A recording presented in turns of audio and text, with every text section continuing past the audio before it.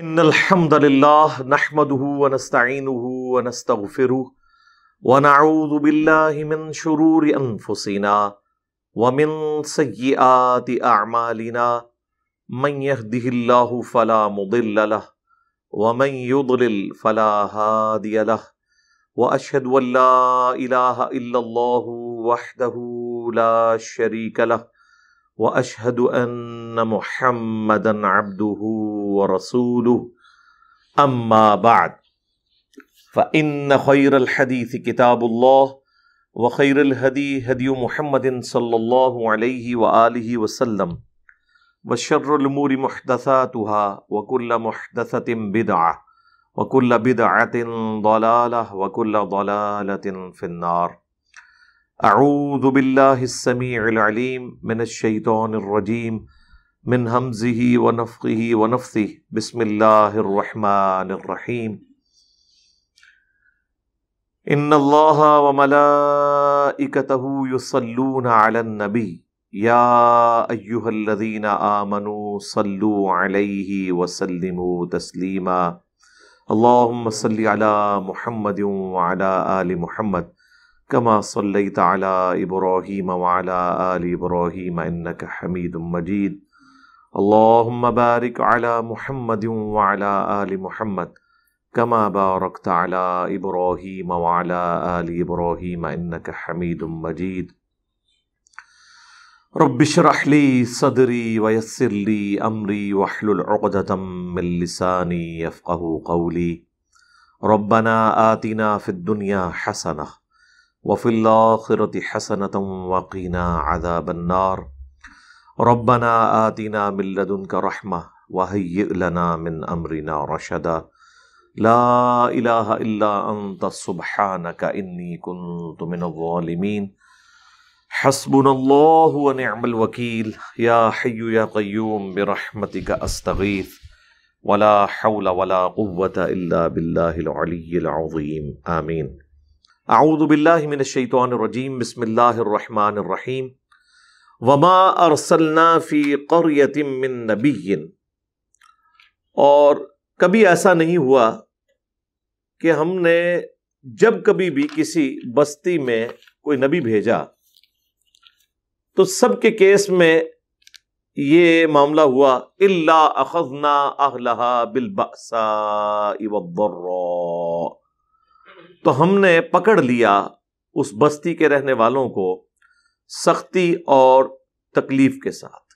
یعنی کبھی ایسا نہیں ہوا کہ کوئی پیغمبر کہیں پر جائے اور وہ پیغمبر کو سیریس نہ لے رہے ہوں اور اللہ تعالیٰ اس قوم کے اوپر سختی اور تکلیف نہ بھیجے. یہ ہو نہیں سکتا، کیونکہ سختی اور تکلیف میں لوگ اللہ کی طرف رجوع لاتے ہیں. لعلہم یضرعون، تاکہ وہ گڑ گڑائیں، اللہ کی طرف متوجہ ہوں، اللہ کے پیغمبر کی دعوت کو سیریس لیں. اور یہ سب کے سب حالات و واقعات ہمارے نبی صلی اللہ علیہ وآلہ وسلم کے کیس میں بھی ہوئے. تو بیسیکلی چونکہ یہ مکی صورت ہے تو مسلمانوں کو بتایا جا رہا ہے کہ یہ جو کچھ کفار آپ کے ساتھ ایٹیچیوڈ اڈاپٹ کر رہے ہیں، یہ ہمیشہ پیغمبروں کے ساتھ یہی ہوا ہے. جس کسی پیغمبر کو بھی اللہ تعالیٰ نے اس کی قوم کی طرف بھیجا، اگرچہ وہ اس کی اپنی قوم سے ہوتا تھا، اس کے باوجود پیغمبر کے ماننے والے جو اسے ایک اچھا انسان سمجھتے تھے، جیسے ہی وہ دعوت توحید بلند کرتا تھا وہ اس سے روگرداں ہو جاتے تھے. پھر اللہ تعالیٰ چھوٹے چھوٹے عذابات بھیجتا تھا، وبائی امراض کی شکل میں، تکلیف کی شکل میں، اور مقصد یہ ہوتا تھا کہ اس کی وجہ سے وہ اللہ کی طرف پلٹیں. وہ وقتی طور پہ پلٹ بھی آتے تھے، پھر جب تکلیف دور ہو جاتی تھی پھر وہ دوبارہ سے سرکشی اختیار کرتے تھے، اور اسی کا ذکر آئے گا اس میں. ثم بدلنا مکان السیئۃ الحسنہ، پھر ہم بدل دیتے تھے تکلیف کی جگہ راحت کے ذریعے. یعنی تکلیف کے بعد وہ آتے تھے، پیغمبروں سے دعائیں کرواتے تھے، پیغمبر دعا کرتے تھے، وہ تکلیف ٹل جاتی تھی. حتی عفوا وقالوا قد مس آباءنا الضراء والسراء،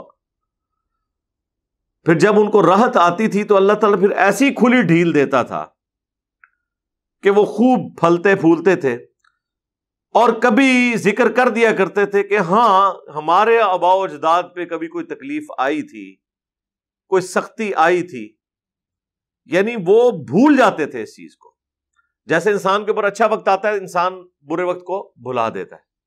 یہی ہوتا تھا کہ ان کی نسلیں وہ اسی روش پہ چل رہی ہوتی تھی، اور جب انہیں خوف خدا دلایا جاتا تھا تو وہ کہتے تھے کہ ہاں ہمارے اجداد پہ بھی تکلیفیں آئی تھی، بعد میں سکون ہو گیا تھا، اس کے بعد سے تو اللہ کا شکر ہے، فضل ہے اللہ کا، کوئی ایسا مسئلہ نہیں ہے.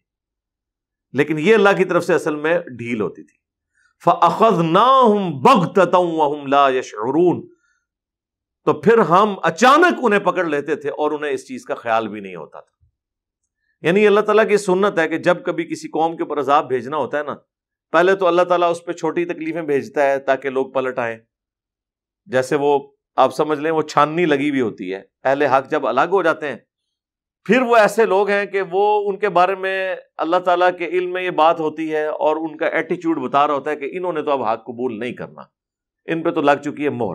پھر اللہ تعالیٰ انہیں دنیاوی نعمتیں خوب دیتا تھا تاکہ وہ بھول جائیں کہ کبھی تکلیف آئی تھی، مزید سرکشی میں اضافہ ہو تاکہ اللہ تعالیٰ کے بڑے عذاب کے وہ مستحق ہو جائے، ان کے اوپر اللہ تعالیٰ کی وہ دفعہ لگ جائے.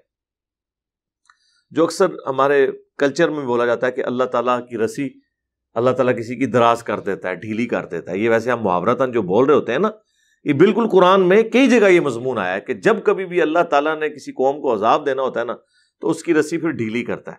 وہ یہ سمجھتے ہیں ہم تو بڑی ترقی کر رہے ہیں، ہم تو بڑے خوشحالی میں دور گزار رہے ہیں، لیکن پھر اچانک اللہ تعالیٰ کی طرف سے عذاب آ جاتا ہے. اللہم احسن عاقبتنا فی الامور کلہا واجرنا من خزی الدنیا وعذاب الآخرہ، آمین.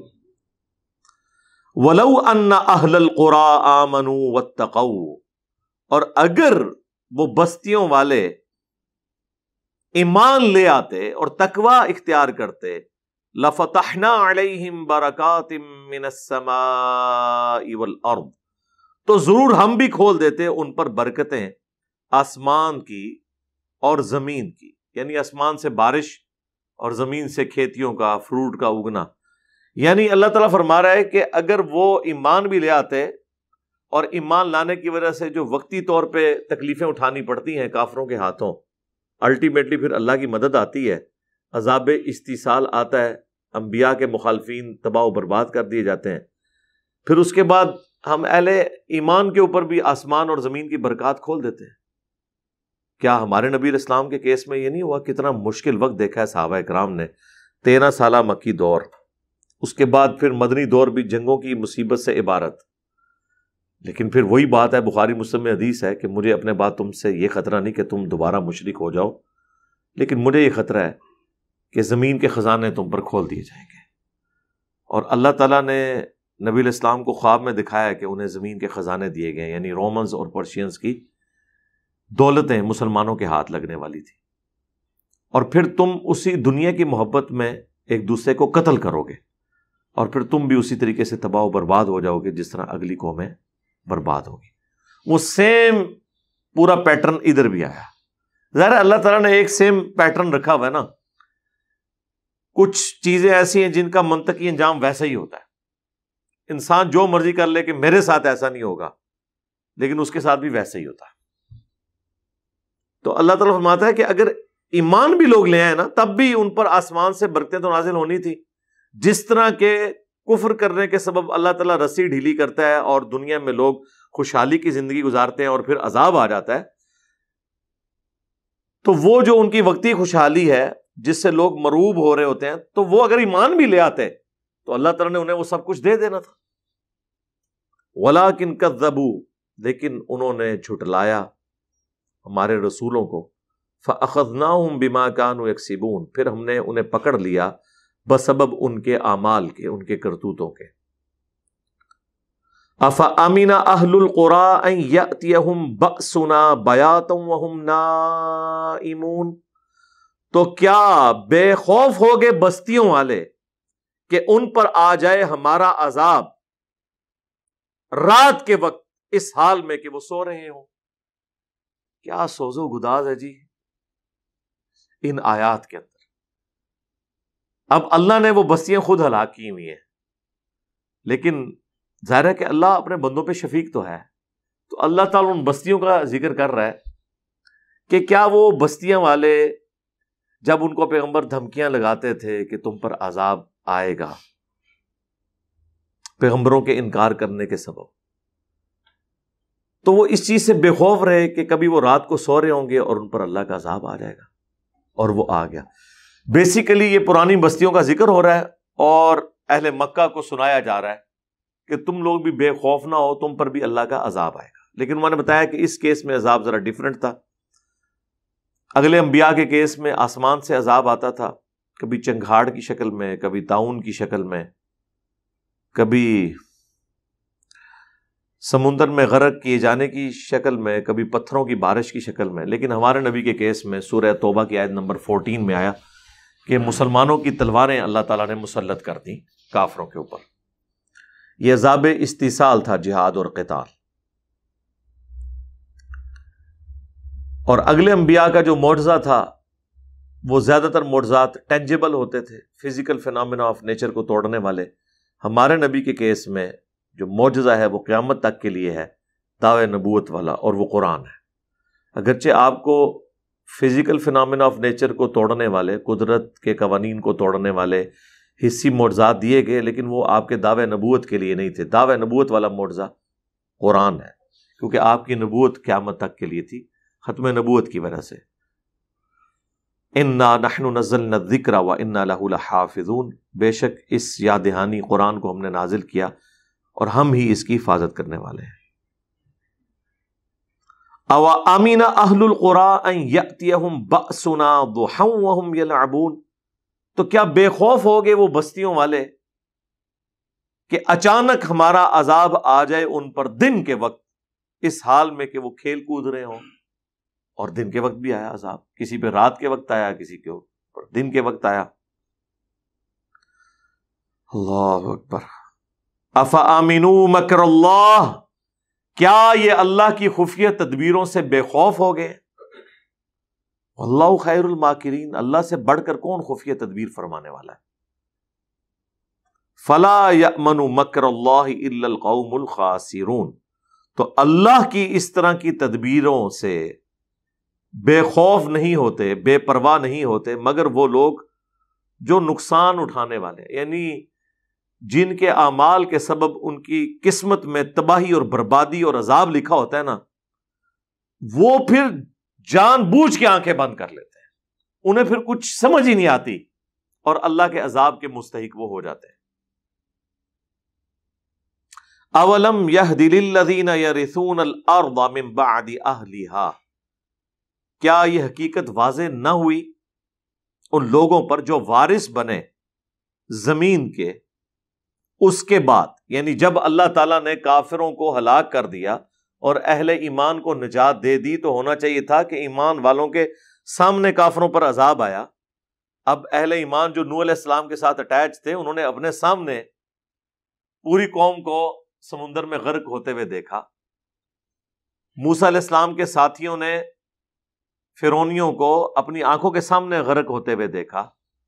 شعیب علیہ السلام کی قوم، لوط علیہ السلام کی 2 بیٹیاں، چلے وہ تو ایکسیپشنل کیس ہے، اس کے علاوہ ہود علیہ السلام، صالح علیہ السلام، ان کی قوموں نے اپنے آنکھوں کے سامنے اپنی قوم کے لوگوں کو، اپنے رشتہ داروں کو جو ایمان نہیں لائے ہوئے تھے، تباہ و برباد ہوتے ہوئے دیکھا۔ تو اللہ تعالیٰ فرما رہا ہے کہ ان کی تباہی کے بعد وارث تو یہ ہوئے تھے نا، تو انہوں نے یہ سب کچھ دیکھا اپنی آنکھوں سے، تو کیا انہوں نے یہ عبرت نہیں پکڑی؟ اَلَّوْ نَشَاءُ أَصَبْنَاهُمْ بِذُنُوبِهِمْ، کہ اگر ہم چاہیں تو سزا دیں انہیں ان کے گناہوں کے سبب، وَنَطْبَعُ عَلَىٰ قُلُوبِهِمْ فَهُمْ لَا يَسْمَعُونَ، اور مہر لگا دیں ان کے دلوں پر اور وہ کچھ سن ہی نہ پائے۔ میں نے آپ کو پہلے بھی عرض کیا تھا کہ ہمیشہ ایسے ہوا ہے کہ جب کبھی پیغمبر آتا ہے، پیغمبر کے ماننے والے بچا لیے جاتے ہیں، مخالفین غرق ہو جاتے ہیں۔ اب جو بچتے ہیں وہ تو سارے 24 کیرٹ سونا ہوتے ہیں نا جی، لیکن وقت گزرنے کے ساتھ ساتھ ان میں خرابیاں آنا شروع ہو جاتی ہیں۔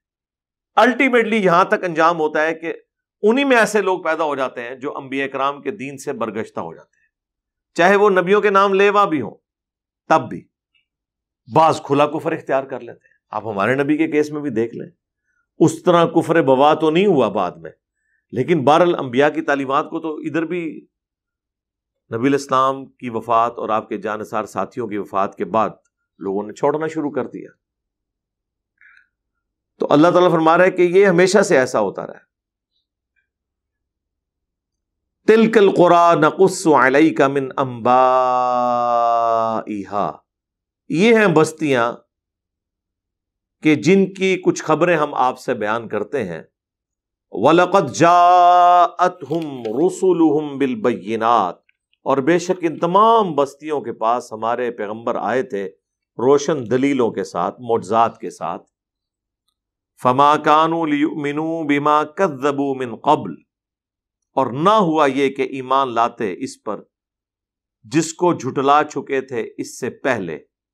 یعنی یہ نہیں ہوا کہ اگلے لوگوں کی تباہی سے عبرت حاصل کر کے یہاں پہ لوگ عبرت حاصل کرتے، وہی چند ایک لوگ ایمان لے کر آئے، اکثریت نے پھر بھی گمراہی کا راستہ اختیار کیا. کذالک یطبع اللہ علی قلوب الکافرین، اور اس طریقے سے اللہ تعالی انکار کرنے والوں کے دلوں کے اوپر مہر لگا دیتا ہے. کافر کا مطلب انکار کرنے والا راہ حق سے. لیکن اب ان ساری باتوں کو آپ نے جوڑنا ہے.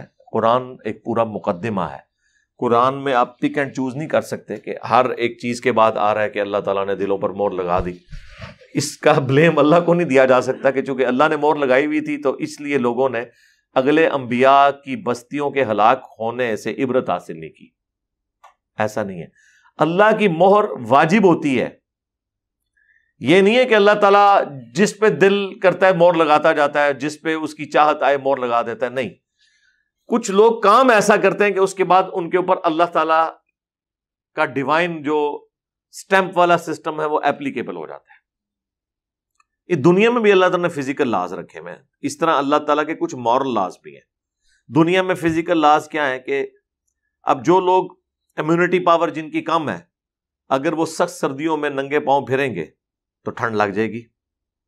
آپ چھوٹے بچوں کو دیکھ لیں، عموماً جو لوگ ایک سیولائزڈ زندگی گزار رہے ہوتے ہیں وہ اتنے زیادہ ان کی امیونٹی اسٹرانگ نہیں ہوتی ہے، ونریبل ہوتے ہیں. تو ان بچوں کو آپ دیکھیں، ایک دن وہ ٹوپی پہن کے نہ جائیں سردیوں میں، اور موٹر بائک پہ آپ نے ان کو ٹینکی پہ بٹھایا ہوا ہو، شام کو نزلہ زکام شروع، ٹھنڈ لگ جائے گی. یہ اللہ تعالیٰ کا ایک ڈیوائن رول ہے. دنیا میں جس طرح فزیکل لاز ہے اس طرح روحانی لاز بھی ہیں، اور وہ اللہ تعالیٰ نے سورۃ الانعام کی آیت نمبر 110 میں بیان کیا ہے، جو میری ویڈیو بھی ریکارڈ ہوئی تھی کہ اتنے بڑے بڑے علماء حق بات کیوں نہیں قبول کرتے. اس کا پھر کلپ بھی ہم نے ایک اپلوڈ کیا تھا. قرآن کی تعریف کرنے والا ایک بریلوی مفتی، وہ اسی کانٹیکسٹ میں نے بیان کیا تھا کہ یہ لوگ قرآن کی آیات آدھی لکھ کے اپنا لقمہ ان کے منہ میں ڈال دیتے ہیں.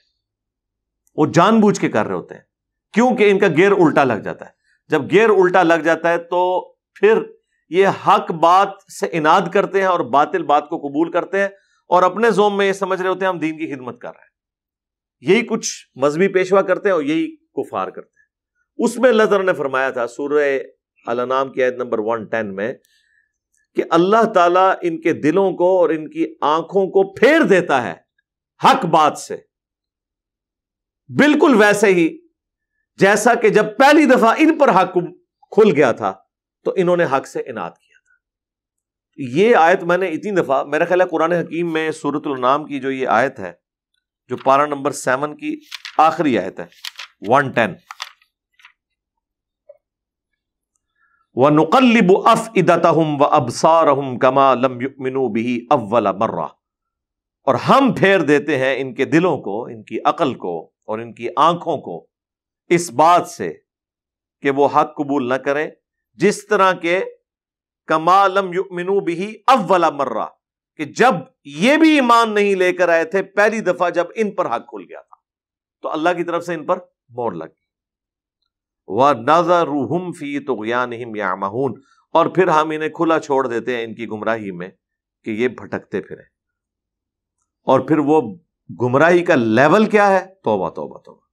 وَلَوْ أَنَّنَا نَزَّلْنَا إِلَيْهِمُ الْمَلَائِكَةَ، اب اگر ان کے اوپر فرشتے بھی نازل ہو جائیں، وَكَلَّمَهُمُ الْمَوْتَى، اور مردے قبروں سے نکل کے ان سے باتیں کرنا شروع کر دیں کہ بھئی ہم تو مر کے عذاب میں ہیں، تم لوگ جو ہے نا اپنی آخرت ٹھیک کر لو، میرا خیال ہے اس کے بعد تو کوئی گنجائش ہی نہیں رہتی۔ لیکن جب اللہ تعالیٰ نے کسی کے اوپر مہر لگا دی ہو نا، اچھا آپ سوچ رہے ہوں گے کہ اس کے اوپر وہ کیا کریں گے؟ اگر ابو لہب جو ہے وہ قبر سے نکل کے اپنی اولاد کو کہے کہ میں عذاب میں ہوں، تو عقل کا تو تقاضا یہ ہے کہ وہ ایمان لے آئیں۔ اس کا بھی جواب اللہ تعالیٰ نے سورۃ الانعام میں، سورۃ الحجر میں دیا ہے کہ جب ہم آسمان سے ان کے سامنے کوئی فرشتہ نازل کریں نا، اور کتاب وہ آسمان سے لے کر نازل ہو، تو اس کا جواب یہ دیں کہ ہماری آنکھوں پہ جادو کر دیا اس نے، یہ ایسا نہیں ہے جیسا کہ نظر آ رہا ہے، یہ ہوگا۔ یعنی اگر ابو لہب قبر سے نکل کے اپنے ماننے والوں کو کہے گا نا کہ میں نے آخرت دیکھ لی ہے، تو جس کے دل کے اوپر اللہ نے مہر لگائی ہوئی ہے نا، وہ کہے گا نہیں اے ساڈے ابا جی نہیں نے، یہ ساڈے تے جادو کر دیتا ہے۔ کیونکہ اللہ تعالیٰ نے ظاہر ہے اس کو بیلنس تو کرنا ہے نا، کوئی نہ کوئی ایسا سے، اور وہ اللہ نے بتا دیا کہ کیا ہوگا۔ جیسا کہ اللہ تعالیٰ نے فرمایا کہ اگر ہم ان کی خواہش کے اوپر فرشتے کو پیغمبر بناتے ہیں نا، ابھی تو یہ کہہ رہے ہیں کہ کوئی فرشتہ کیوں نہیں نازل ہوا، تو اللہ تعالیٰ فرما رہا ہے کہ اس لیے کہ سورہ بنی اسرائیل میں کہ اگر زمین پر فرشتے آباد ہوتے تو فرشتوں میں پیغمبر ہوتا، اب چونکہ انسان آباد ہیں تو انسانوں میں۔ پھر اللہ تعالیٰ نے فرمایا کہ اگر ہم ان کی خواہش کے اوپر فرشتوں میں سے پیغمبر بنا بھی دیتے نا، تو پھر یہ کسی اور دھوکے میں مبتلا ہو جاتے۔ اور میں آپ کو بتاتا ہوں کیا ہوتا، وہ کہتا ہے یہ تو فرشتہ ہے، اسے کیا پتا کہ جب بھوک لگے تو کیا تکلیف کاٹنی پڑتی ہے، اسے تو پسینہ آتا ہی نہیں ہے، اسے تو نیند آتی ہی نہیں ہے، یہ میرے لیے آئیڈیل کیسے ہو سکتا ہے؟ یہ بہانہ بھی تو تھا نا تیار۔ تو اس بہانے سے تو بہتر یہ ہے کہ ایک انسان کو پیغمبر بنایا جائے، اور وہ جو دوسری باتیں کرتے ہیں نا کہ اس پہ فرشتہ کیوں نہیں نازل ہوا، اس بہانے کو اوور کم کر لیا کرے۔ وہی بات پنجابی والی کہ آٹا گوندے ہلدی کیوں ہے، بہانہ تو کوئی نہ کوئی بنا لیتے ہیں۔ یعنی اس سے اندازہ کریں کہ اللہ تعالیٰ بھی کوئی کام کرے نا، بہانے بنانے والے اس میں بھی بہانے نکال لیتے ہیں۔ تو یہ ایک چیز واضح ثبوت ہے، یہ ایک ایگزامپل کہ حق بات اگر اللہ بھی بیان کرے تب بھی انکار کرنے والوں کے پاس بے شمار بہانے موجود ہیں، جو ہم پنجابی میں کہتے ہیں کہ دل بے ایمان تے اجتا ٹھیر، کہ اگر دل بے ایمانی پہ اترا ہوا ہو تو لیم ایکسکیوزز اور بہانے اور جھوٹے دلائل بے شمار ہوتے ہیں، کیونکہ آپ نے بات ماننی نہیں ہے۔ تو اللہ تعالیٰ بھی انسان کی اس مکاری کو تسلیم کر رہا ہے کہ انسان اتنا مکار ہے کہ اگر اس نے میری بات بھی نہیں ماننی ہوگی نا تو اس کے پاس بہت سارے دلائل موجود ہیں۔ سرکار اگر اللہ کی بات کے اگینسٹ اتنے سارے بہانے لوگوں کے پاس موجود ہیں بھاگنے کے، تو اسی تو شاہی کوئی نہیں۔ اس لیے پھر نبی کو بھی کہا گیا کہ وما علینا الا البلاغ، آپ کا کام نہیں ہے سوائے اس کے کہ پہنچا دیا جائے۔ اللہ تعالیٰ نے سورہ الرعد میں یہاں تک فرمایا کہ اگر ہم قرآن کو اس طرح کی کتاب بناتے ہیں نا کہ قرآن پڑھنے سے پہاڑ چلنا شروع کر دیتے، تب بھی لوگ ایمان نہ لے کے آتے ہیں۔ ہاں جی، کیا کہتے ہیں، ہماری نظر بندی ہو گئی ہے۔ وہ ایک بہانہ تو ہر جگہ موجود ہے نا۔ تو یہاں پہ بھی اللہ تعالیٰ فرما رہا ہے کہ ان پہ اگر فرشتے بھی نازل ہو جائیں، مردے ان سے نکل کے کلام کریں، وَحَشَرْنَا عَلَيْهِمْ كُلَّ شَيْءٍ قُبُلًا، اور ہر وہ چیز جس کا ان سے وعدہ کیا گیا ہے ان کی آنکھوں کے سامنے آ جائے، یعنی قیامت بھی قائم ہو جائے۔ مَا كَانُوا لِيُؤْمِنُوا، تو یہ ایمان نہیں لے کر آئیں گے، إِلَّا أَن يَشَاءَ اللَّهُ، ہاں اگر اللہ ہی چاہے کہ زبردستی کسی کو ایمان دے دے، کہ وہ اپنا فتویٰ واپس لے لے، جو مہر لگائی ہے وہ اٹھا لے، یا پیغمبر کی دعا قبول ہو جائے، جس طرح کہ صحیح مسلم میں آتا ہے کہ حضرت ابو ہریرہ کہتے ہیں کہ میری ماں بہت گالیاں دیتی تھی نبی علیہ السلام کو، ایک دن میں بڑا تنگ آیا، میں نے کہا یا رسول اللہ آپ دعا کریں کسی طریقے سے یہ ایمان لے آئے۔ بس کوئی قبولیت کا وقت تھا، اللہ کے نبی نے ہاتھ اٹھائے، حضرت ابو ہریرہ کہتے ہیں میں نے وہاں سے دوڑ لگا دی، اور جب گھر پہنچا تو میری ماں نے کہا کہ باہر رو میں غسل کر رہی ہوں اور مجھے رسول اللہ کے پاس لے جاؤ، میں اسلام قبول کروں۔ اب یہ وہ چیز ہے جو ایک سمجھ لیں دھونس اور زبردستی کے ساتھ اللہ تعالیٰ نے کسی کو ایمان دے دیا، یعنی اس سے مہر اٹھا لی۔ ادروائز اس طرح کے کیسز بڑے کم ہوتے ہیں، جیسا جامعہ ترمذی میں حدیث ہے، نبی علیہ السلام نے دعا کیا اللہ عمر بن خطاب اور عمر بن ہشام یعنی ابو جہل اور عمر فاروق رضی اللہ تعالیٰ عنہ، ان دونوں میں سے ایک کو ایمان کی دولت دے دے۔ اچھا، اب لوگ کہتے ہیں کہ جی دونوں کیوں نہیں حضور نے مانگ لیے؟ اس لیے کہ اللہ نے آفر یہ دی تھی کہ ایک دے دوں گا تیری دعا کے اوپر، ویسے تو ایک بھی نہیں تھا ملنا، لیکن جب حضور علیہ السلام نے دعا کی تو پھر اللہ نے کہا کہ ٹھیک ہے پھر ایک دے دوں گا۔ تو انہوں نے پھر نبی علیہ السلام نے دعا کی کہ اچھا اگر تو نے ایک دینا ہے تو مجھے اتنی چوائس دے دے کہ میں 2 بندے چوز کر لوں جو ڈومیننٹ ہوں۔ ویسے تو ان سے بھی زیادہ ڈومیننٹ ایک اور بندہ تھا، وہ ویسے ہی اللہ نے حضور کی جولی میں ڈال دیا، حمزہ ابن عبد المطلب، کیونکہ یہ وہ طاقتور لوگ تھے کہ نبی علیہ السلام دنیاوی طور پہ چاہتے تھے کہ یہ ڈومیننٹ لوگ میرے ساتھ اٹیچ ہوں، تو ایٹ لیسٹ جو کمزور ہمارے پسا ہوا طبقہ ہے اہل ایمان کا، انہیں کوئی تکلیف نہ پہنچائے۔ تو حضرت حمزہ تو پہلے ہی ایمان لا چکے تھے، تو پھر حضور نے حضرت حمزہ کے بعد جو 2 بندے تھے جن میں سے کوئی ایک حضور مانگنا چاہ رہے تھے، تو پھر آپ نے 2 کی دعا کی کہ ان دونوں میں سے ایک جو ہے نا مجھے عطا فرما دے، اور وہ پھر قرہ جو ہے حضرت عمر فاروق کے نام نکلا ہے، ورنہ آج ابو جہل بھی جو ہے وہ بھی رضی اللہ عنہ ہوتا، ٹھیک ہے نا۔ تو یہ ایک معاملہ الگ ہے، یہ اللہ نے کہا الا ان یشاء اللہ، ہاں اگر اللہ چاہے نا پھر وہ وقتی طور پہ کسی سے مور اٹھا لے، یہ ایک الگ بات ہے۔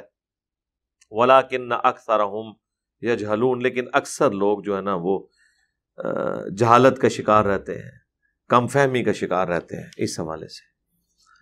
رَبَّنَا لَا تُزِغْ قُلُوبَنَا بَعْدَ إِذْ هَدَيْتَنَا وَهَبْ لَنَا مِن لَّدُنكَ رَحْمَةً إِنَّكَ أَنتَ الْوَهَّابُ، آمین۔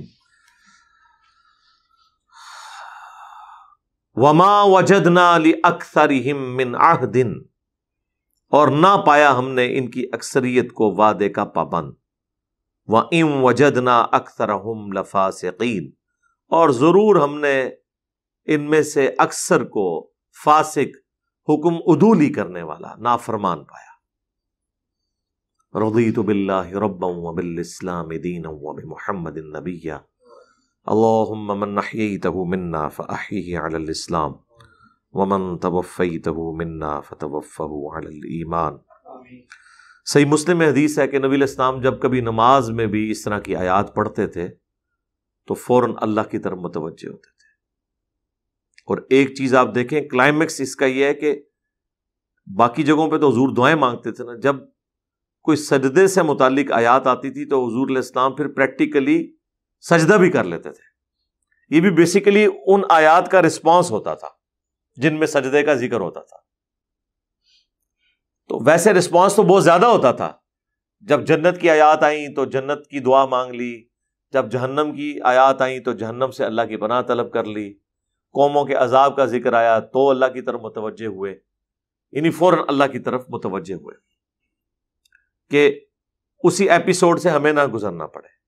اور اللہ تعالیٰ کو یہ بات بڑی پسند ہے، ہاں یہ یاد رکھیے گا، اللہ سے جو دعا مانگتا ہے اللہ اس سے خوش ہوتا ہے، اور جو دعا نہیں مانگتا اللہ تعالیٰ اس سے ناراض ہوتا ہے۔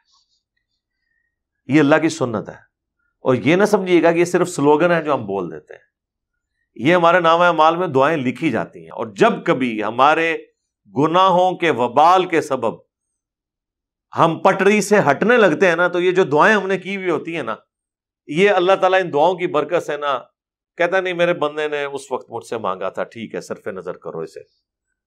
اس لیے دعا کو کبھی ہلکا نہیں جاننا چاہیے۔ دعا سے کوئی شخص اپنے آپ کو کبھی بھی آزاد کر ہی نہیں سکتا، بے نیاز کر ہی نہیں سکتا۔ اللہ تعالیٰ سے اس کی رحمت مانگتے رہنا چاہیے۔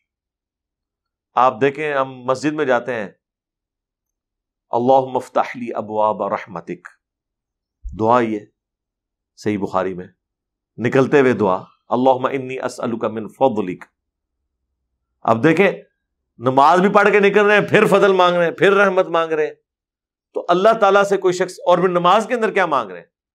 اہدنا الصراط المستقیم صراط الذین انعمت علیہم غیر المغضوب علیہم ولا الضالین، آمین۔ اب مجھے بتائیں کیا نبی علیہ السلام ہدایت پہ نہیں تھے؟ ان کے ساتھی ہدایت پہ نہیں تھے؟ ان کے اہل البیت نہیں تھے؟ لیکن پوری زندگی ہر نماز کی ہر رکعت میں ہدایت مانگتے رہے، اور یہ بھی ڈرتے رہے کہ جن پر تیرا غضب ہوا، جو گمراہ ہوئے، ان کے راستے سے بھی بچا کے رکھنا۔ اس سے بڑا اور کیا ثبوت ہوگا کہ دعا کتنی بیسک نیڈ ہے آپ کی. دعا کے بغیر آپ کی نماز نہیں ہو رہی ہے. کبھی نماز کے اس پہلو کے اوپر آپ نے غور کیا؟ بلکہ سورہ فاتحہ کو تو نماز ہی کہہ دیا گیا ہے صحیح مسلم کے اندر. پوری نماز سورہ فاتحہ کہہ دی گئی. وہ جو حدیث ہے کہ میں نے نماز اپنے اور اپنے بندے کے درمیان برابر تقسیم کر لی ہے. اور ذکر حضور نے فاتحہ کا کیا. جب میرا بندہ کہتا ہے الحمدللہ رب العالمین تو میں کہتا ہوں میرے بندے نے میری حمد کی. جب وہ کہتا ہے الرحمن الرحیم تو میں کہتا ہوں میرے بندے نے میری ثنا اور توصیف بیان کی. جب وہ کہتا ہے مالک یوم الدین تو میں کہتا ہوں میرے بندے نے میری بزرگی کا اعتراف کر دیا کہ میں ہی قیامت کے دن کا مالک. اور جب وہ کہتا ہے ایاک نعبد و ایاک نستعین تو پس یہ میرے اور میرے بندے کے درمیان کامن بانڈ ہے. جو میرے بندے نے مانگا میں نے اسے عطا کر دیا. ایاک نعبد، اے اللہ عبادت تیری کریں گے، دعا بھی تجھ سے مانگتے ہیں. پھر اس کے بعد جب دعا مانگتا ہے اہدنا الصراط المستقیم صراط الذین انعمت علیہم غیر المغضوب علیہم ولا الضالین آمین، تو صحیح مسلم کے الفاظ ہیں کہ جو میرا بندہ مجھ سے مانگتا ہے میں اسے عطا کر دیتا ہوں. تو نماز بھی بیسیکلی اسی کے لیے ہے کہ آپ نے اللہ کی یاد کو قائم رکھنا ہے، اللہ سے بے نیاز نہیں ہونا. وَأَقِمِ الصَّلَاةَ لِذِكْرِي، اور میری یاد کے لیے نماز کو قائم رکھنا. یعنی ہر وقت نہ بھی کر سکو ایٹ لیسٹ 5 ٹائم تو زبردستی اپنے اوپر جبر کر کے ڈیوٹی ضرور پوری کرنے آ جانا تاکہ اللہ کا تصور رہے. یہ ہے اس کا مقصد. اور بخاری مسلم میں حدیث ہے کوئی شخص سویا رہ جاتا ہے یا بھول جاتا ہے، جب اسے یاد آئے اس وقت نماز پڑھ لے. اور پھر حضور نے آیت تلاوت کی وَأَقِمِ الصَّلَاةَ لِذِكْرِي، اور میری یاد کے لیے نماز کو قائم رکھنا. یہ وہی حدیث ہے، وہ صحیح مسلم میں اس کا بڑے تفصیل ہے. جو حضرت بلال کی ڈیوٹی لگی وہ سو گئے، فجر کے وقت جب سورج بہت اوپر ہوا تو پھر آنکھ کھولی، فجر کی نماز بھی نبی اسلام کی ساتھیوں کی رہ گئی. تو پھر حضور وہاں سے نکلے، پھر حضرت بلال سے اذان دلوائی اور سورج اتنا بلند تھا، پھر آپ نے فجر کی نماز جماعت سے ادا کی. اور پھر آپ نے اینڈ پہ فرمایا کہ جب کبھی ایسا ہو جائے کوئی سویا رہ جائے یا بھول جائے تو جب بھی یاد آئے نا اس کے لیے وہی نماز کا ٹائم ہے، اسی وقت نماز پڑھ لے. یعنی نماز کے معاملے میں سستی نہ کرے. وَأَقِمِ الصَّلَاةَ لِذِكْرِي. اگلے دن ہماری لائف سٹوری میں ایک بھائی آئے ہوئے، وہ غالباً آسٹریلیا کے تھے. تو کہتے میں مسجد میں دن کے وقت گیا تو ایک بندہ تھا وہاں پہ، تو وہ نماز پڑھنے لگا. تو میں نے پوچھا ہاں بھائی کون سی نماز پڑھ رہے ہو؟ کہتے میری فجر آ گئی. تو کہتا یار جماعت کرا لیتا. کہتا ہے یہ کیا ہوا ہے جماعت کیسے؟ یہ تو کسی نے سوچا ہی نہیں ہے کہ دن کے وقت فجر کی جماعت ہو رہی ہے. اس نے کہا یار مسلم شریف میں حدیث ہے، نبی الاسلام نے بھی کی تھی. اچھا وہ نماز اس نے پڑھائی. بعد میں کہتے میں نے اپنے جو مفتی صاحب ہیں، مفتی بھی آپ دیکھ لیں، ان بیچاروں کو کیا پتا، انہوں نے فقہ حنفی پڑھی ہے. کہتے میں نے مفتی صاحب سے پوچھا کہ جی اس طرح وہ میں مسجد میں گیا تھا. کہتا مجھے پتا تو تھا. وہ کہتا میں علی بھائی مجھے سب کچھ پتا ہوتا ہے، میں جان بوجھ کے شرارت کرتا ہوں، انہیں چیک کروں کہ ان کے پاس کتنا علم ہے. تو کہتا میں نے کہا جی اس طرح میں آج مسجد میں گیا تو اللہ کا شکر ہے ایک بندہ تھا تو میں نے جماعت کرا کے فجر کی نماز نہ پڑھی. تو یہ کیسے قضا نماز ہے جماعت کرا کے؟ اس نے کہا جی ہے، اگر میں دکھا دوں. نہیں دکھاؤ. کہتا مسلم شریف دکھائی. خاموش. ماننا پھر بھی نہیں. سر کتے کی دم تو سیدھی ہو سکتی ہے، جس پہ اللہ نے مور لگا دی ہو نا وہ نہیں سیدھا ہوتا. ہاں اس طرح کی خاموشی تو ابراہیم علیہ السلام کے سامنے نمرود نے بھی کر لی تھی. اللہ نے نہیں فرمایا کہ بوہت الذی کفر، ہکا بکا رہ گیا کافر. جواب تو اس کو بھی نہیں آیا. جب حضرت ابراہیم نے کہا کہ میرا رب جو ہے وہ مشرق سے سورج نکالتا ہے، تو نکال مغرب سے، تو اس کے بعد مان لیا تھا اس نے؟ نہیں، بس صرف اللہ نے کہا کہ بس ہکا بکا رہ گیا. یہ مولوی بھی ہکے بکے رہ جاتے ہیں، مندے کوئی نہیں. اس کے پیچھے ریزن یہی ہے کہ جب اللہ مور لگا دینا سرکار، پھر پیغمبر نہیں ہدایت دے سکتا تو اور کوئی شخص کسی کو کیا ہدایت دے سکتا ہے. لیں جی یہاں پہ یہ ٹاپک کنکلوڈ ہوا. جو میں نے آپ کو کہا تھا ایک جنرل ذکر آئے گا. اس کے بعد اب آیت نمبر 103 سے آنورڈ آلموسٹ 70 آیات صرف حضرت موسیٰ علیہ السلام اور ان کی قوم اور فرعون سے متعلق ہے. اور یہ قرآن حکیم کا ایک بہت انٹرسٹنگ پورشن ہے، کیونکہ سورۃ الاعراف میں وہ واقعات جو اجمالاً بیان ہوئے تھے سورۃ البقرہ کے اندر، ان کی تفصیلات یہاں پر آئیں گی.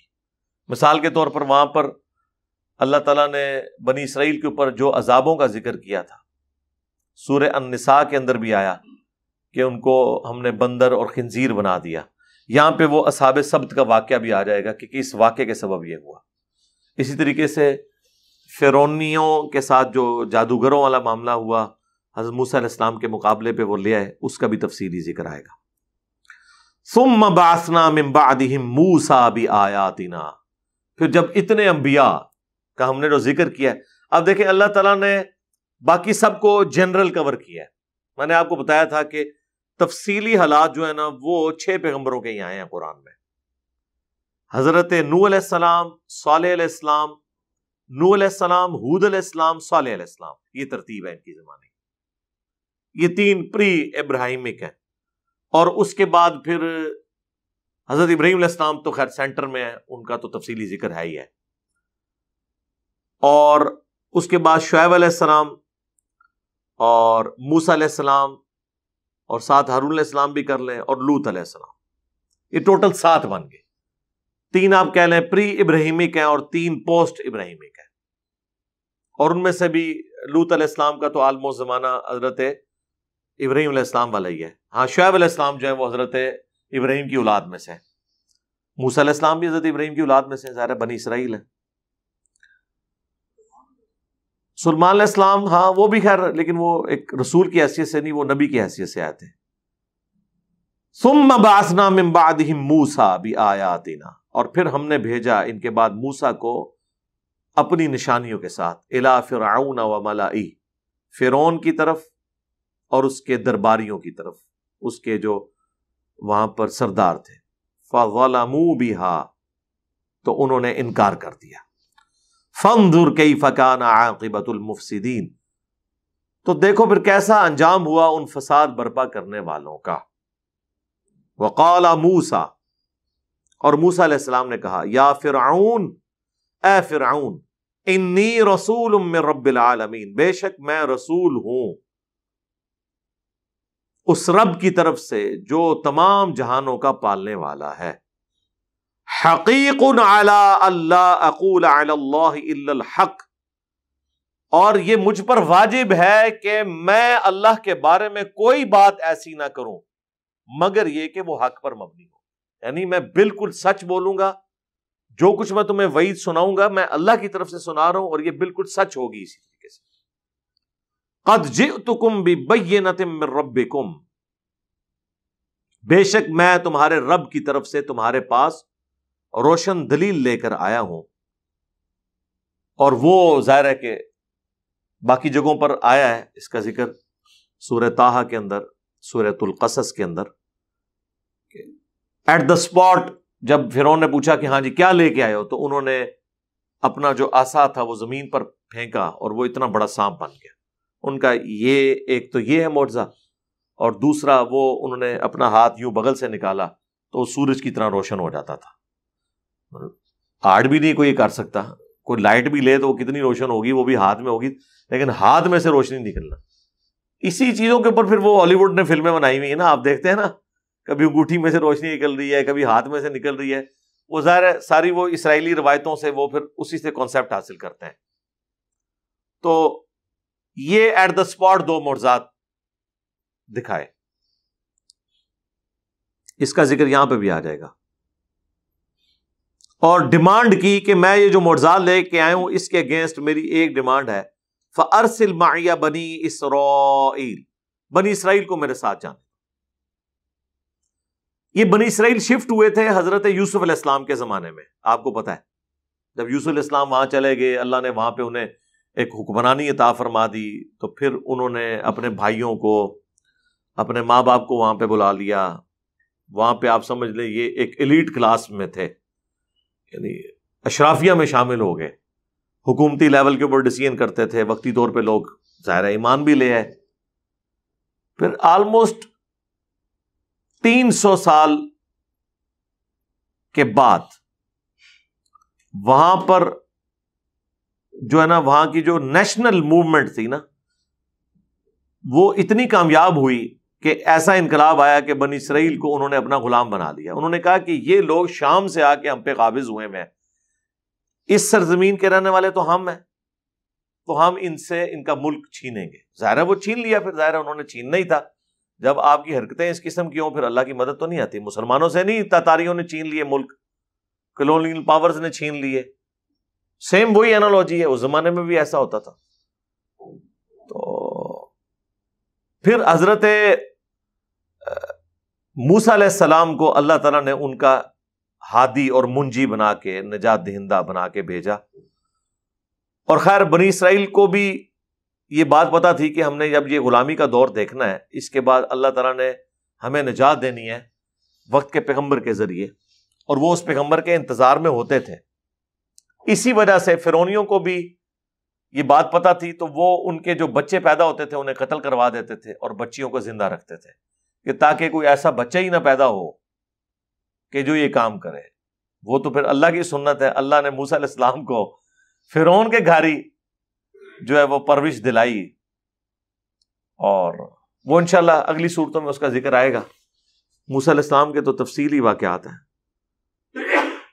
ہماری تو خواہش تھی کہ ایران والے حضرت موسیٰ علیہ السلام کے اوپر بھی فلم بناتے ہیں. مجھے پتہ چلا ہے کہ شاید انہوں نے اب شروع کی ہے. یوسف علیہ السلام پہ تو آلموسٹ 45 قسطوں میں بنی ہے نا، یہ تو 100 سے اوپر بن جائیں گی، کیونکہ حضرت موسیٰ علیہ السلام کے واقعات تو بہت زیادہ ہیں. یوسف علیہ السلام کے واقعات تو ایک سورت کے اندر ہی آئے ہوئے ہیں نا. موسیٰ علیہ السلام کی تو صرف پیدائش سے اگر آپ شروع کریں تو اس کے اوپر ان کی جوانی تک پہنچتے ہوئے پھر بنی اسرائیل کے ساتھ جو جو معاملات ہوئے. ویسے 10 کمانڈمنٹس ایک فلم ہالی ووڈ والوں نے بنائی ہوئی ہے ایک بےہودہ سی، اس میں اتنے تفصیل، لیکن چند ایک واقعات انہوں نے اس میں فلمائے ہیں. لیکن اس میں چونکہ اسرائیلیات کی بنیاد کے اوپر ہے، اس میں کچھ واقعات ٹھیک بھی ہیں کچھ غلط بھی ہیں. تو ڈیمانڈ یہ ہے کہ یہ جو بنی اسرائیل کو تو نے غلام بنایا ہوا ہے نا پچھلے 300 سال سے، ان کو میرے ساتھ بھیج دے، ہم تیرا ملک چھوڑ دیتے ہیں، ہمیں غلامی سے تو نجات دو نا. ملک چھوڑ جاتے ہیں، ہم اپنی سرزمین شام میں چلے جائیں گے جو ہمارے ابا جی کا مسکن تھا حضرت ابراہیم علیہ السلام کا. ہم یہ بھی نہیں کہتے کہ تم ہمیں اپنا ملک دے دو. ٹھیک ہے، اتنا عرصہ مہمان نوازی کی، مصر کے لوگوں نے ہمیں اکوموڈیٹ کیا، لیکن ظاہر ہے ان کو تو مفت کے غلام ملے ہوئے تھے. کون غلام چھوڑتا ہے؟ تو تیار نہیں ہوئے یہ غلام چھوڑنے کے لیے. قال ان كنت جئت بآية فأت بها ان كنت من الصادقين. تو فرعون نے کہا کہ اگر تم واقعی لائے ہو نا کوئی ایسی نشانی تو پیش کرو اگر تم سچے ہو. اچھا، اب یہ فرعون کے لیے حضرت موسیٰ علیہ السلام کوئی ایسی شخصیت نہیں ہے جن کو وہ نہیں جانتا. اور جب یہ موسیٰ علیہ السلام اس وقت آئے نا، اس وقت جو فرعون تھا وہ اس بڑے فرعون کا بیٹا تھا جس نے حضرت موسیٰ علیہ السلام کی پرورش کی ہوئی تھی، اور پہلے اس کی کوئی اولاد نہیں تھی. تو موسیٰ علیہ السلام نے ہی فرعون کی سیٹ سنبھالنی تھی. پھر اللہ نے اولاد دے دی اسے. لیکن یہ دونوں تھے بھائی. یہ اس وقت جو فرعون ہے یہ چھوٹا بھائی ہے منہ بولے رشتے میں، اور حضرت موسیٰ علیہ السلام اس کے بڑے بھائی ہیں، لہذا وہ رسپیکٹ کا رشتہ بھی اپنی جگہ تھا. لیکن ظاہر ہے کہ سیٹ آ جائے تو پھر آپ نہیں دیکھتے، پھر کون کسی کو پوچھتا ہے. پاکستان میں بھی یہی ہوتا ہے، آپ کے سامنے بتانے کی ضرورت نہیں ہے. سیٹ کے پیچھے جو ہے وہ لوگ پھر بھائیوں کو بھی دھوکہ دے جاتے ہیں. پرائم منسٹرشپ کون چھوڑتا ہے جی؟ تو فرعون نے کہا کہ اگر تم سچے ہو نا تو نشانی لے کر آؤ. فَأَلْقَى عَصَاهُ. تو موسیٰ علیہ السلام نے اپنا عصا پھینک دیا. فَإِذَا هِيَ ثُعْبَانٌ مُبِينٌ. تو اتنا بڑا وہ کھلا اژدہا بن گیا. یہ نہ سمجھے کوئی چھوٹا سا کوئی سانپ تھا، اتنا بڑا اژدہا وہ بن جاتا تھا. اب مجھے بتائیں، یہ اتنی بڑی چیز دیکھ کے اور پھر اس سے بڑھ کر کے دوبارہ ہاتھ لگائیں اور دوبارہ وہ لاٹھی بن جائے. سرکار یہ تو سائنس میں پاسبل ہی نہیں ہے کہ پلانٹ کنگڈم اینیمل کنگڈم میں بدل جائے اور پھر اینیمل کنگڈم پلانٹ کنگڈم میں بدل جائے. اینیمل میں سے کوئی اینیمل نکل آئے تو ایک علیحدہ بات ہے، وہ تو ہو رہا ہے، لیکن درخت میں سے اور پھر دوبارہ وہ لاٹھی بن جائے، لکڑی میں کنورٹ ہو جائے. وَنَزَعَ يَدَهُ فَإِذَا هِيَ بَيْضَاءُ لِلنَّاظِرِينَ. اور پھر انہوں نے یوں کر کے اپنا گریبان سے جب ہاتھ نکالا ہے تو بہت زیادہ سفید روشن ہو گیا دیکھنے والوں کے لیے. اب جہاں پہ چھوٹی چھوٹی شمعیں جل رہی ہوں وہاں پہ حضرت موسیٰ علیہ السلام جب یوں ہاتھ نکالیں اور ہزاروں واٹ کی لائٹ اس کا مقابلہ نہ کر سکے اور ہاتھ میں سے نکل رہی ہو، تو یہ دو بڑے معجزات تھے. اس کے علاوہ بھی معجزات تھے وہ جو ان پہ تکلیفیں آئیں، ان پہ مینڈکوں کا عذاب آیا، جوؤں کا عذاب آیا، خون کا عذاب آیا، ہنڈیا میں سے خون نکل آتا تھا، وہ آگے سورۃ الاعراف میں ہی آئے گا۔ قال الملأ من قوم فرعون ان هذا لساحر علیم، تو کہنے لگی قوم فرعون کی کہ یہ تو بڑا ماہر جادوگر ہے بھائی۔ دیکھو جب گیر الٹا لگا ہوا ہو، جادوگروں کا کردار یہ ہوتا ہے کہ وہ اس کے بدلے یہ کہہ رہے ہوتے ہیں کہ یار میری قوم کو جانے دو، اللہ پر ایمان لاؤ۔ جادوگر تو کہتے ہیں کہ عالی جناب یہ کرتب ہم نے کیا ہے، اب ہمیں اتنی اشرفیوں سے نوازیں اس کے عوض۔ جادوگروں کا تو کردار ہی ڈیفرنٹ ہوتا ہے، وہ تو دنیاوی منفعت حاصل کرتے ہیں، جبکہ پیغمبر جب معجزات دکھاتے ہیں وہ کوئی منفعت نہیں لیتے، الٹا کہتے ہیں مجھے تمہاری آخرت کی فکر ہے، اللہ پر ایمان لاؤ، گاڈ اورینٹڈ ہو جاؤ۔ یرید ان یخرجکم من ارضکم، یہ چاہتا ہے کہ تمہیں نکال دے تمہارے ملک سے۔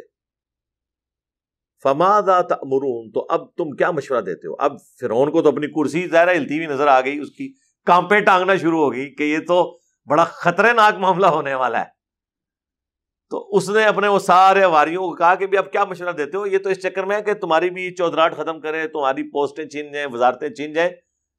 حالانکہ مجھے بتائیں کہ مطلب حضرت موسیٰ علیہ السلام نے یہ کہا تھا کہ تم اپنی حکومت میرے والے کر دو، انہوں نے کہا ہم جا رہے ہیں تمہیں چھوڑ کے، بس بنی اسرائیل جو ہیں یہ ہمارے والے کرو، جو تم نے غلام بنائے ہوئے ہیں، تم اپنے معاملات، تمہارا ملک ہے، اپنا پکاؤ کھاؤ اگاؤ، اتنی زرخیز زمین، دریائے نیل جو دنیا پہ ایک اللہ تعالیٰ کا زندہ معجزہ ہے، آج تک ایسا دریا کوئی نہیں ہے، تو تمہیں اللہ نے دیا ہوا ہے، تم اللہ کی نعمتوں سے لطف اندوز ہو۔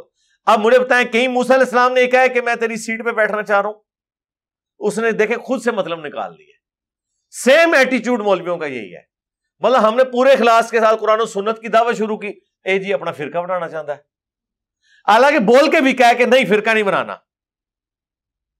یہ میں آپ کو مینٹالٹی بتا رہا ہوں، سیم مینٹالٹی ہے۔ آپ بول کے کہ چندہ نہیں دینا، نہیں آیا ہوں کہہ رہے ہیں دیکھنا ایک دن آئے گا لوے گا۔ ہم کہتے ہیں یار جب فرقے بنتے ہیں تو ایک دوسرے کے پیچھے آپ لوگ نمازیں نہیں پڑھتے ہیں، چندہ بک الگ کرتے ہیں، مسجدیں الگ کرتے ہیں، ہم نے تو مسجد کوئی نہیں بنائی ہے، نہ بنانی ہے، ہم آپ کے پیچھے نماز نہیں، ایک دن آئے گا بنائیں گے۔ سرکار 15 سال تک گزر چلے نا، اور کتنا انتظار کرنا ہے؟ ایٹ لیسٹ 14 سال تو ہو چکے ہیں، 2008 سے اب 2022 ہے۔ تو پیغمبروں کے ساتھ بھی ان کا ایٹیچیوڈ یہی ہوتا ہے۔ تو آج جو پیغمبروں کی دعوت پیش کرے گا تو یہ اس کے ساتھ وہی حشر کریں گے جو یہ ہمارے پیغمبروں کے ساتھ کیا کرتے تھے۔ تو اب وہ کہہ رہا ہے کہ بتاؤ پھر کیا مشورہ دیتے ہو؟ اب انہوں نے وہی مشورہ دیا کہ ٹھیک ہے اگر جادوگری ہے تو پھر میچ ڈلوا لیتے ہیں، جب جادوگر ہم اس سے تگڑے جادوگر بلوا لیں گے تو ظاہر ہے کہ لوگوں کے سامنے یہ اس کو شکست ہو جائے گی، لوگ اس کی بات کو توجہ سے نہیں سنیں گے۔ قالوا ارجہ، تو وہ کہنے لگے کہ تھوڑی دیر آپ رک جائیں، اسے مہلت دیں موسیٰ کو نا، وَأَخَا، اور اس کے بھائی کو، وہ بھی ساتھ ہی تھے حضرت ہارون علیہ السلام، کچھ عرصے کی مہلت مانگ لیں کہ ٹھیک ہے یار تم نے جو یہ چیز رکھی ہے نا ہم اس کے اوپر غور و تفکر کرتے ہیں۔ وَأَرْسِلْ فِي الْمَدَائِنِ حَاشِرِينَ، اور مختلف شہروں میں نا اپنے ہرکارے بھیج دو، یَأْتُوکَ بِكُلِّ سَاحِرٍ عَلِيمٍ، تاکہ وہ ماہر جادوگر تمہارے لیے لے آئیں، تھوڑا سا ٹائم مانگ لو پھر ہم ان کے ساتھ میچ ڈال لیں گے۔ وَجَاءَ السَّحَرَةُ فِرْعَوْنَ، تو آئے جادوگر اکٹھے ہو کر فرعون کے پاس، یعنی وہ پوری سلطنت سے جادوگر اکٹھے کیے گئے۔ قَالُوا إِنَّ لَنَا لَأَجْرًا إِن كُنَّا نَحْنُ الْغَالِبِينَ، تو وہ جادوگر کہنے لگے کہ یقیناً اگر ہم آج کامیاب ہوئے اور موسیٰ پر غالب آ گئے تو پھر ہمیں انعام تو پھر اسی حساب سے ملے گا نا۔ دیکھ لیا میں نے آپ کو کہا تھا کردار، یہ جادوگروں کا کردار ہوتا ہے کہ آتے ہی کہہ رہے ہیں کہ سرکار کام سے بلایا جائے، پھر دیکھ لینا سارا آپ کی بادشاہت بچا رہے ہیں، آپ کی وزارتیں بچا رہے ہیں، آپ کا ملک بچا رہے ہیں، تو پھر انعام بھی اسی حساب سے ہی ہوگا۔ قالوا نعم، اس نے کہا ہاں جی کوئی شک ہی نہیں ہے، دولت کے دانے آپ پر کھول دیے جائیں گے۔ وَإِنَّكُمْ لَمِنَ الْمُقَرَّبِينَ، بلکہ تم ہمارے خاص مقربین میں بارگاہ میں، یعنی آپ یہ وہ جیسے سمجھ لیں کہ اگر یہ وہ دو ہے نا، ایک وفاقی وزیر ہوتا ہے، ایک وزیر مملکت ہوتا ہے، وہ اس کو اسسٹ کر رہا ہوتا ہے، تو آپ ہمارے خاص اسپیشل وزراء میں شامل کر لیے جائیں گے، درباریوں میں شامل ہو جائیں گے کہ یہ وہ لوگ ہیں کہ جنہوں نے کنٹریبیوٹ کیا تھا۔ کیا بات ہے جی! اب کس نے سوچا تھا کہ ان کی قسمت میں ہدایت لکھی ہوئی ہے، جو لڑنے آئے ہیں۔ یہی اللہ کی سنت ہے کہ اللہ تعالی جہاں سے کسی کا گمان بھی نہیں ہوتا وہاں سے اپنے معاملات، اور یہ بھی اللہ کے ایک زندہ معجزہ ہی ہوتا ہے۔ یعنی آخری پیغمبر اللہ تعالیٰ نے یونان میں نہیں بھیجا، انڈیا میں نہیں بھیجا، ایران میں نہیں بھیجا، رومنز میں نہیں بھیجا، جو اس وقت کی سب سے زیادہ سویلائزڈ اور انٹیلیجنشیا شمار کیا جاتے تھے، بدوؤں میں بھیجا جو ان پڑھ لوگ تھے، تاکہ اللہ تعالیٰ نبی اسلام کی ذات کو زندہ معجزہ بنائے کہ یہ سسٹم کی آؤٹ پٹ نہیں ہے بلکہ یہ شخصیت معجزانہ ہے۔ اس سسٹم میں سے تو ایسے لوگ نکل نہیں سکتے تھے، اور یہ ہمیشہ اللہ تعالیٰ ایسا کرتا ہے، اپنے دین کے لیے ہمیشہ وہاں سے اپنے بندوں کو اٹھاتا ہے جہاں کسی نے سوچا بھی نہیں ہوتا۔ کسی نے سوچا تھا کہ مولانا مودودی رحمہ اللہ تعالی، ایک پیر کا بیٹا جس کے لاکھوں مرید ہوں، جن کا نام ان کے پیر صاحب نے اپنے پیر کی نسبت سے رکھا ہو مودودی، تو پوری دنیا سے پیری فقیری اور تصوف کے خاتمے کا سبب وہ بندہ بننے والا ہے۔ صدیوں سے امت، صدیوں سے، بلکہ اگر کہا جائے نا 1000 سال سے امت فقہی بحثوں، احادیث کے اختلافات میں الجھی ہوئی تھی، قرآن پس پشت۔ اس لیے آپ دیکھیں، اہل حدیث کو بھی دیکھیں، یہ ہمیشہ ٹرم کیا استعمال کرتے ہیں؟ محدثین۔ دیکھیں محدثین کا فارم، اس کے مقابلے پہ وہ دوسرے حنفیہ کہتے ہیں فقہا۔ کبھی آپ نے دیکھا ہے مفسرین یہ بولتے ہوں؟ نہیں بولتے، کیونکہ تو قرآن کا ہوتا ہے، قرآن کو انہوں نے بھی چھوڑ دیا ہوا تھا، قرآن کو انہوں نے بھی چھوڑ دیا ہوا تھا۔ وہ فقہی بحثوں میں الجھے ہوئے تھے کہ ہم بڑے فقیہ ہیں، اس کے مقابلے میں یہ کہتے تھے نہیں، ہم احادیث کو لے کے چل رہے ہیں، ہم ائمہ کی آراء کو لے کے نہیں چل رہے، ہم محدثین کے ماننے والے ہیں۔ تو قرآن سرکار کتے گیا؟ قرآن ہو گیا سائڈ پہ۔ اس کا الٹیمیٹلی انجام کیا ہوا کہ امت کے اندر شرکی عقائد آ گئے۔ امت سے شرک کو ختم کرنے کے لیے جو اصل انسٹرومنٹ ہے وہ قرآن ہے، قرآن پس۔ تو صدیوں کی گراوٹ کے بعد پہلا ایک بندہ ڈاکٹر اقبال، جنہوں نے تھوڑا جھنجھوڑا، یا ابوالکلام آزاد، لیکن اس کام کو جس پیشن کے ساتھ مولانا مودودی نے کیا، یہ میرا دعویٰ ہے کہ پچھلے 1000 سال میں آپ مودودی صاحب جیسا کوئی بندہ نہیں دکھا سکتے جس نے قرآن کے لیے یہ خدمت کی ہو۔ اور پھر آج بھی پوری دنیا میں جہاں کہیں قرآن کی آواز ہے، آپ ایک بندہ نہیں بتا سکتے جو کسی نہ کسی حوالے سے مودودی صاحب کا شاگرد نہ ہو، ناٹ ایٹ آل، نہیں بتا سکتے۔ جس کو ڈیپ ڈگ کرے، ڈاکٹر اسرار صاحب ڈائریکٹ مودودی صاحب کے شاگرد، ڈاکٹر فرحت ہاشمی کے والد صاحب جماعت اسلامی کے سرگودا کے امیر، انہوں نے اپنی بیٹیوں کی تربیت کی صرف اس وجہ سے کہ مودودی صاحب کی تربیت یافتہ تھے وہ لوگ۔ ان کی دونوں بیٹیاں نگہت ہاشمی، فرحت ہاشمی، عورتوں میں کیا قرآن کا کام کر رہی۔ نعمان علی خان ڈاکٹر اسرار صاحب کے شاگرد ہیں۔ اس پلیٹ فارم سے جو قرآن کی آواز اٹھ رہی ہے، آپ اسے بھی ڈیپ ڈگ کریں تو مولانا مودودی رحمہ اللہ تک ہی جائے گی۔ تو یہ اللہ تعالیٰ کی سنت ہے کہ وہ اللہ تعالیٰ اپنے بندوں میں سے لوگوں کو اٹھاتا ہے، لیکن وہ اللہ تعالیٰ طے کرتا ہے کہ میں نے کہاں سے بندوں کو اٹھانا ہے۔